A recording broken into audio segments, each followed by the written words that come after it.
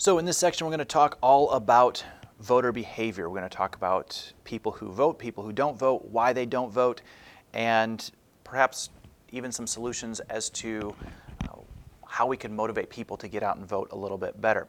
So we're going to begin here by talking about the voter behavior, and there's a great video here on why Americans don't vote.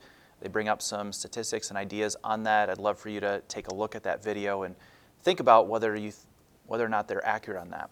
So let's look at eligible voters who choose not to vote. We call these people non-voters, and clearly non-voting is a problem in the United States. When you take a look at the graphic that is on your screen right here, you can see what the turnout rates have been over the course of the last 35 years or so. And you can see that there is a definite pattern of ebb and flow. The years in which the peaks happen are presidential election years.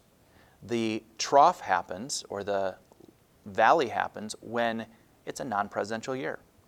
And so that is a consistent theme that we see throughout all of American history, that people choose not to vote even when they have the option to.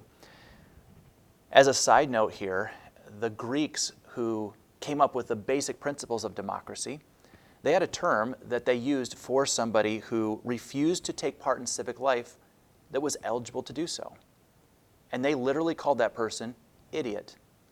Now, we have used that term in multiple different ways, but that was the term that they used, the Greek term for somebody who refuses to take part in their civic life.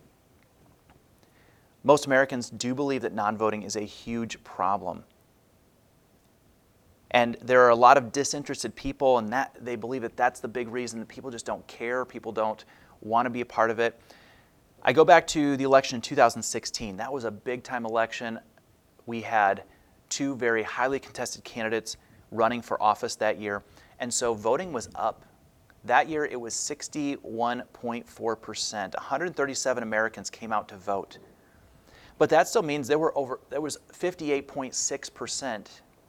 I'm sorry, 48, I think 38 would be more accurate, 38.6% who did not come out to vote. And so there's a lot of votes yet to be had, and this is part of what the campaigns are trying to figure out. How do we motivate people to transition from a non-voter into a voter, come out and support the polls? Now, there are a lot of people that did come out to vote. They voted in the presidential election because they were passionate about Hillary Clinton or they're passionate about Donald Trump. But they voted in only one race. They voted in the presidential election. They did not vote for anybody else on the ballot. And so these are people we call undervoters, or the process of undervoting. They vote for only the highlighted candidate. They only vote for the headliner, the president. That's the only one they care about or know about or recognize, and so they leave the rest of the ballot blank. Now, you are free to do that. That is your American right and privilege. You can only vote for the people you want to vote for. You can leave the rest blank. Your vote still gets counted. It just means that when we see that number, 61.4% in 2016, that is in the presidential election. There was a lower percentage of people that voted for Congress or voted for governor or voted for mayor. So a lot of people question, well, why does this happen? Why don't people vote in all the categories? Some would say it's ballot fatigue. Ballot fatigue is an idea that people just get tired of looking at the ballot. They don't understand it. They don't do the research ahead of time, so they don't know who the candidates are. Or it's just too overwhelming. And they say, I can't process all of this, and so I'm just going to vote for the one most important guy or girl, and that's it. That's all I can handle. And they just shut down and they vote there and they're done. So that has led some to believe that we need to modify the way we do our ballots. That's made some to believe that we need to do a better job of informing people what the ballots look like and how they are going to proceed when they get to the ballot themselves. So that's part of what we're trying to do in this class. We're trying to help you know what to expect, and we're trying to help you be prepared for that. There are others that believe that people will only show up for elections in which there is special concern, when the president's on the ballot or their particular favorite candidate's on the ballot, and that's one of the reasons why we have undervoting. Now, another group we need to talk about here are the cannot voters. I should mention on the previous slide, though, that it is very rare that any election other than a presidential election will reach 60% of the total population that comes out to vote. 2016 was 61.4%. That was pretty good. That was on average for a presidential election. But to have a off presidential year get anywhere near 60% would be unthinkable. And to me, that's really sad in the United States. Now, we're going to talk about cannot voters here. In this category here, we're talking about people that are physically unable or disabled, so they cannot vote there. There are about 5 or 6 million citizens who are physically unable or disabled to the point where they really cannot vote. There are people who had to travel unexpectedly. They were planning to vote, but maybe didn't because of that issue. You also had a number of people with mental conditions who were not able to vote. People in prison. So people in prison, it is up to the state as to whether the state allows them to vote. As far as I know, Indiana does not allow people in prison who are serving a sentence to be able to vote. And so other states may have a different law on that, but there are a number of people who lose their privilege and right to vote if they're in prison, depending on the state. Some people don't vote because of religious reasons. And their religious preferences, their religious viewpoints don't allow them to vote, or they choose not to vote simply because they believe that it would be a violation of their religious views. Now, there's a number of people here.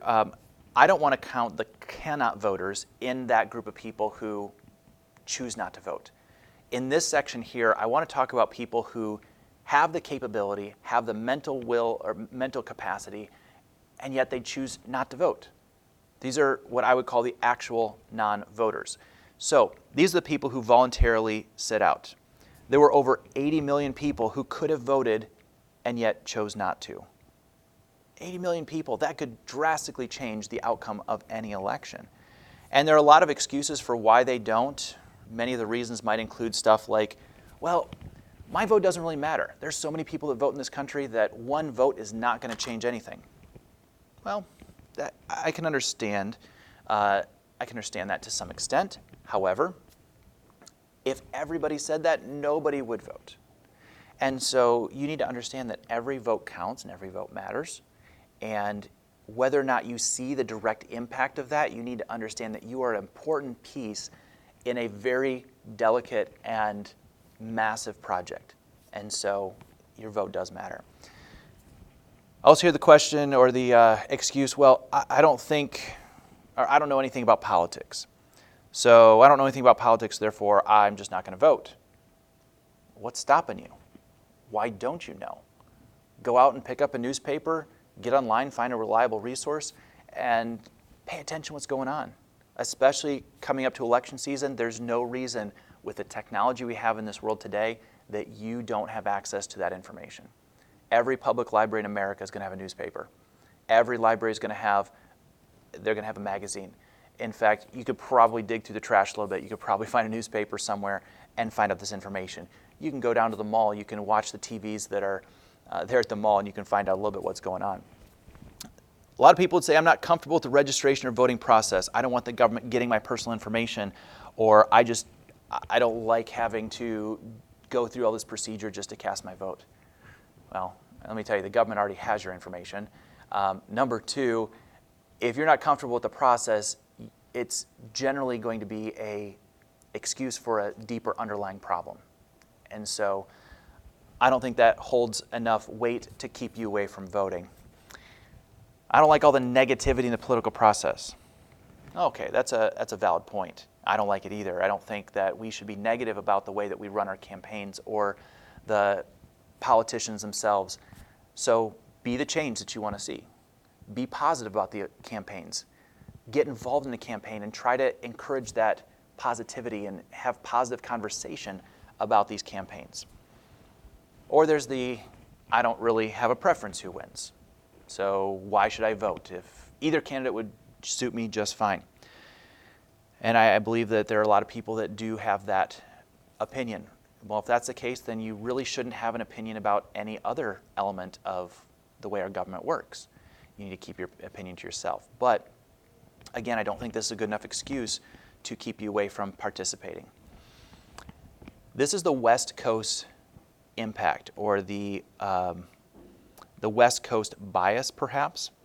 So the people in the West Coast see themselves as being at a disadvantage because they think that by the time they get an opportunity to vote, since their polls close 3 to 4 hours later than the East Coast, they believe that the election's already been decided.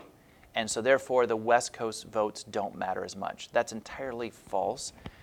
And when you watch the election on the news and they start calling states for a particular candidate, it's based off of their information of how many voters have shown up to the polls, how many voters are still remaining to come in or they think may be out there. And you need to understand that the nationwide news networks have been wrong before. If you're not sure about that, go Google 2000 election and watch some of these news anchors squirm in their seats when they have to backtrack on what they did. It's quite entertaining.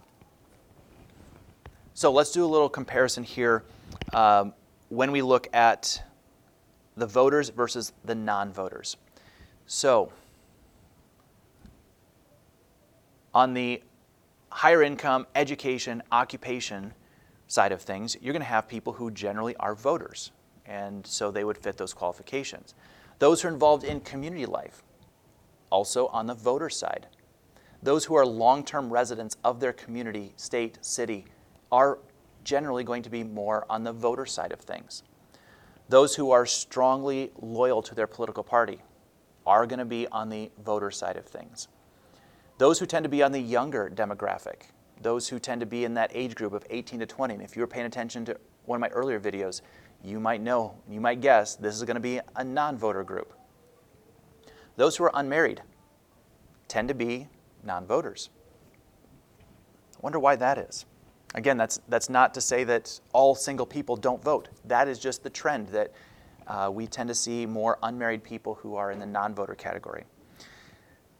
In the South, as well as the rural areas, those tend to be more non-voters. And I think especially when you look at the more outskirts of the cities and towns, you could understand why. Women tend to be more voters, as opposed to men who tend to be non-voters. Those with close races, and we're not talking about ethnicity here, we're talking about political races, where they know it's going to be very close between the two candidates. That one should be pretty obvious. It's going to be a lot of voter turnout there. People tend to vote better in those. So the state of Ohio, which tends to be a swing state, very close every single presidential election, they have a high voter turnout. A state like California, that almost all the time goes to the Democratic Party, it's not usually a close race there, tends to have a less of a voter turnout, a lot more non-voters in California than what you would see in Ohio. So as we look at the patterns here of voting behavior and how this influences how voters are influenced, political scientists here try to figure out what are the most important factors as to why voters vote a particular direction. What makes somebody a Republican or what makes somebody a Democrat? And this is part of the sociological aspect of government, of studying the demographics, studying the trends, studying the people, and trying to figure out where they would fit in our two-party political system.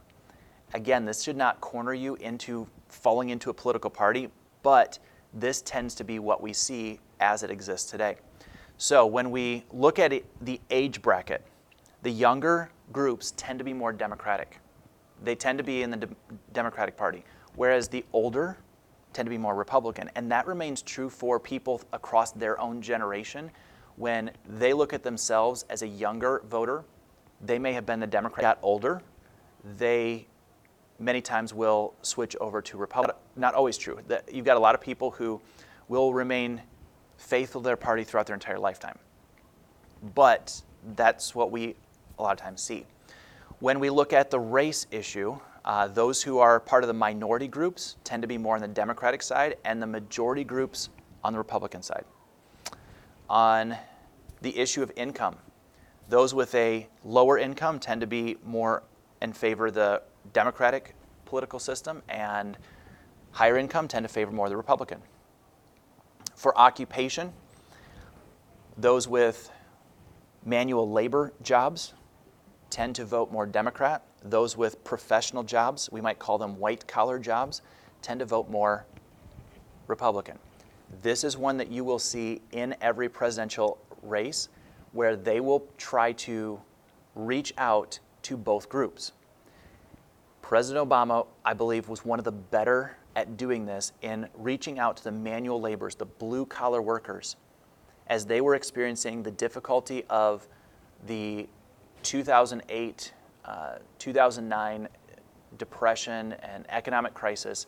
When he came up for re-election in 2012, he was really hitting on this hard, and he brought in a lot of blue-collar workers, spoke to a lot of manual laborers, and said, we're going to do this together, we're going to work hard, and he did an excellent job with that.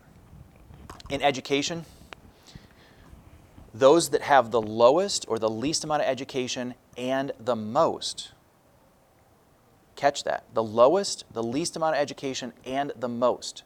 So you have people who did not graduate high school, and you have college professors, people with doctorate degrees, tend to be more favoring Democrats, as opposed to the Republicans, who they would have people who have a high school diploma and a college degree, or anywhere in between. They tend to favor more of the Republican format. And I'll let you ponder that as to why you think that is on your own. As far as religion goes, the Catholic and Jewish groups tend to favor more Democrats, while the Protestant groups tend to favor the Republicans. Again, that's not always, but that's the trend that we see. For the gender, females tend to vote more Democrat, where males tend to vote more Republican. And in the geography spectrum, the urban voters tend to vote more Democratic, and the suburban and rural voters tend to vote more Republican. So based on where you live can impact the people who vote around you and what type of person they're going to elect in that area. Here, our last section in this chapter, at least that we're going to discuss for today, is voter psychology. What are some psychological factors that impact voting? Well, party identification is a big part of that. Knowing which party that they are going to vote for before they even have a candidate on the ballot. Some people just vote straight Republican because that's what they've always done, or that's what their parents have always done. And so they have this idea in their mind that they are identified with a party and they're not going to change no matter what. So voters' perception is really important when candidates are running for office and as we study these voter patterns of behavior. So I mentioned the identification is a mental game that they play with themselves, saying, I have to vote Republican or have to vote Democrat because if not, I'm going to feel bad, or my family's going to be upset, or they come up with all kinds of reasons in their head. So for that reason, a lot of people will vote straight ticket. This is the practice of supporting every candidate from that party regardless of that candidate's beliefs. And so you walk into the ballot and you decide, I'm going to vote straight Republican on every single category here. I'm going to vote for the president, I'm going to vote for the governor, I'm going to vote for the congressman, all Republican. I don't care what they vote for or what they stand for. And there's actually a button on the digital ballots where you can vote before you even start, I want to vote straight ticket, all Republican or all Democrat, and it will fill in all of your blanks for you. You don't have to do anything. You push one button and you say, I'm done, and you walk out. And people do that all the time. And if that's what you choose to do, that's your decision. However, you need to know who you're voting for in every one of those ballots, every one of those categories. So the opposite of that is split ticket voting. So this is where you're going to go through the ballot and you're going to vote for a Democrat on one category and a Republican somewhere else, maybe an independent somewhere else, and you're going to split that ticket up. It's not going to be just Democrat or just Republican. And so that is where you're not going to be loyal to a party, but you're going to be loyal to a set of principles or a set of ideals. And more and more Americans are becoming split ticket voters than what we've ever seen before, because of the fact that we have a lot more Americans who are identifying as independent than what we've ever had in the past. We have an estimate here of somewhere between 25 and 33% of Americans are truly independent, that don't have party loyalties. So, historically, independents were less informed, they were less active than people that were going to be partisan, people that were loyal to their party. But that's not necessarily true anymore. And so it is possible for these independents to sway the vote. And they are some of the most important people for the candidates to reach out to and to find out how can we motivate them to get out to the polls and to get out and vote. So I hope that this was helpful for you. There are a couple of videos on Canvas. I'd encourage you to go back and to watch that are part of this entire lesson that would help fill in the gaps of some other things we didn't have a chance to talk about.